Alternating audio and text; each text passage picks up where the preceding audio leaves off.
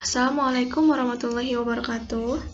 Pada kesempatan kali ini, izinkan saya untuk mempresentasikan hasil proyek ujian tengah semester 5 dalam mata kuliah pemrograman visual dengan membuat rancang bangun sistem informasi kesehatan, yaitu studi kasusnya klinik care. Langsung saja ke pembuatannya, yaitu dengan membutuhkan aplikasi Visual Studio 2019 dan SQL Server 2014 sebagai database-nya. Kita di sini sudah membuka Visual Studio 2019 dan ini merupakan tampilan login dari aplikasi Clinical Care. Di sini sebelum masuk ke sistemnya, kita diharuskan untuk memasukkan username dan password sebelum masuk ke sistem Clinical Care. Di sini sebagai contoh kita akan masukkan username yaitu nisa@gmail.com dengan password yaitu nisa.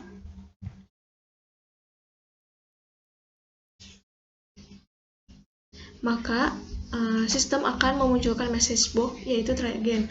Kenapa? Karena kita sebelumnya pada database data user telah memasukkan data user dengan nama sarah@gmail.com dan passwordnya itu Sarah.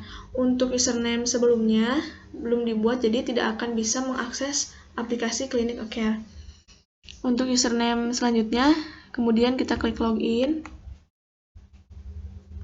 maka sistem akan menampilkan message box yaitu login, bahwasannya login telah sukses. Ketika login telah sukses, kita akan dibawa ke dashboard atau halaman utama dari aplikasi Clinical Care, di mana pada halaman utama ini terdapat menu strip yang dimana ada menu file. Menu file ini terdapat lagi submenu yaitu logout, kemudian ada menu data. Pada menu data ini terdapat submenu lagi yaitu data user, data dokter, data pasien, data obat, dan data poli. Dan terakhir yaitu ada menu laporan, di mana menu laporan ini memiliki submenu yaitu laporan hasil periksa atau diagnosis pasien setelah periksa. Untuk pertama, kita akan melihat form data user. Ini merupakan tampilan dari data user. Di sini kita akan melakukan CRUD yaitu create, read, update, dan delete. Di sini misal sebelumnya sudah dicoba memasukkan 2 user, kita akan memasukkannya lagi yaitu dengan nama sumi@gmail.com dengan passwordnya Sumi. Status user ini sebagai admin. Misal, ketika kita klik tambah, sistem akan menampilkan konfirmasi yaitu message box apakah data ini akan disimpan. Ketika kita klik iya, maka data akan otomatis tersimpan. Bisa kita lihat di sini. Begitupun di database SQL Server,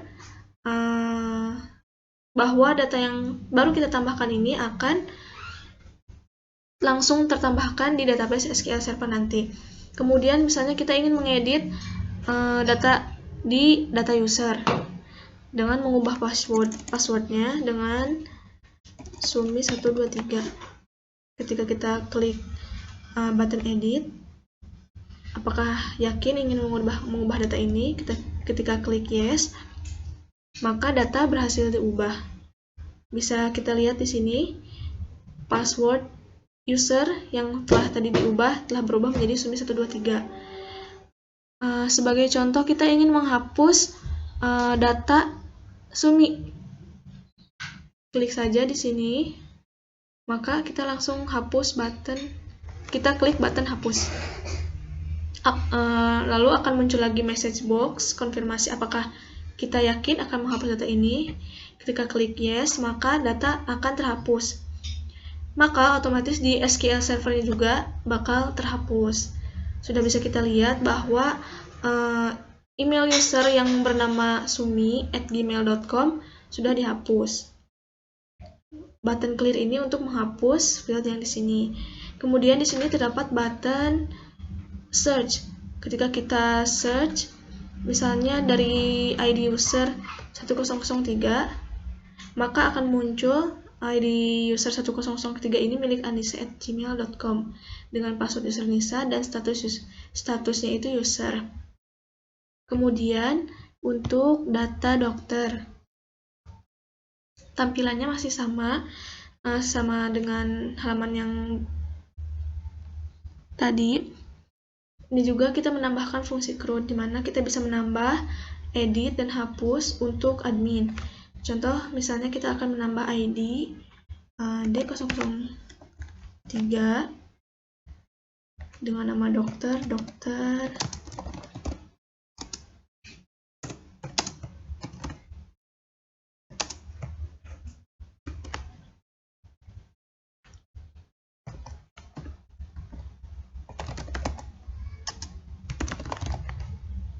Dengan memasukkan email dokter, yaitu contoh, ketika kita klik tambah, maka akan muncul message box. Apakah kita yakin akan menyimpan data ini akan disimpan? Ketika kita klik yes, maka data akan otomatis tersimpan dan otomatis tersimpan juga di database SQL Server 2014. Bisa kita lihat di sini. Kemudian untuk misalnya kita ingin mengedit di data dokter ini, bahwasannya dokter ini adalah spesialis umum atau spesialis mata.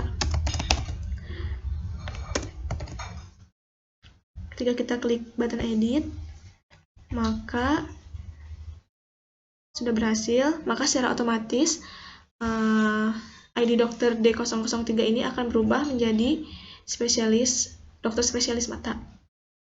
Kemudian ketika kita ingin menghapus data dokter yang D003, kita klik saja button hapus, maka akan muncul message box konfirmasi dan data akan terhapus.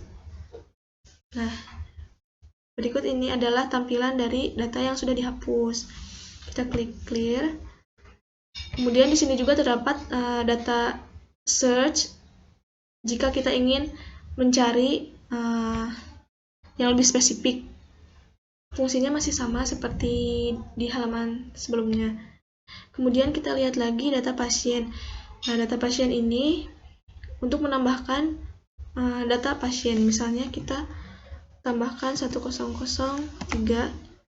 dengan nama pasien Yumi dan nomor telepon. Ketika kita klik tambah yes, maka data otomatis akan tersimpan di sini. Bisa kita lihat. Dan misalnya ketika kita ingin menghapus data ini, kita klik saja hapus pasien nomor 2 misalkan. Yes. Data terhapus, maka data sudah dihapus.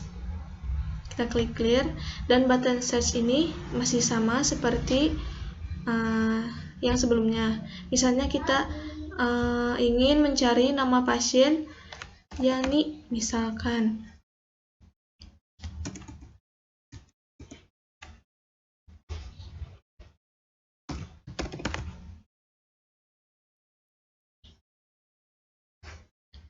Nah, berikut ini adalah hasil cari dari P1001 ini milik nama pasien Yani Mariani. Setelah itu, ke data obat. Misalkan kita belum menambahkan data obat di sini. Kita akan tambahkan saja. Oh, misalkan 001. Nama obat di sini adalah Asamefenamat. Kemudian satuan obat ini yaitu tablet. Jenis obat ini adalah obat pereda nyeri. Ketika kita tambah, maka data ini akan disimpan, iya. Kemudian data telah tersimpan, maka bisa dilihat di sini.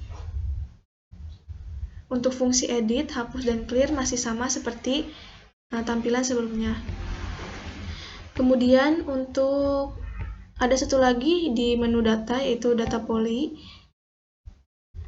Nah, masih sama fungsinya seperti menu sebelumnya. Kemudian di menu terakhir ada menu laporan hasil periksa, yaitu laporan hasil diagnosis. Misalnya tadi untuk pasien 1 Jani Mariani,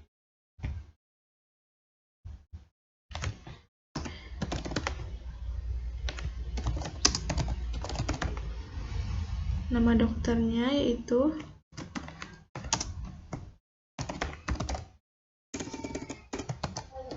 Dr. Amira, SP, THT. Kemudian diagnosa yang ditulis di sini yaitu polip misal. Kemudian untuk rujukannya bisa kita pilih polip THT dan nama obat yang bisa dikonsumsi yaitu Iremax. Ketika kita klik tambah, ya, dan data akan otomatis tersimpan. Bisa dilihat seperti tabel berikut. Dengan tanggal periksa yaitu tanggal 18 bulan 11 tahun 2021 pada jam 16.02. Seperti itu. Mungkin cukup sekian dari penjelasan saya. Kurang lebihnya mohon dimaafkan. Semoga nanti kedepannya bisa lebih mengembangkan aplikasi Klinik Care ini. Terima kasih atas perhatiannya. Wassalamualaikum warahmatullahi wabarakatuh.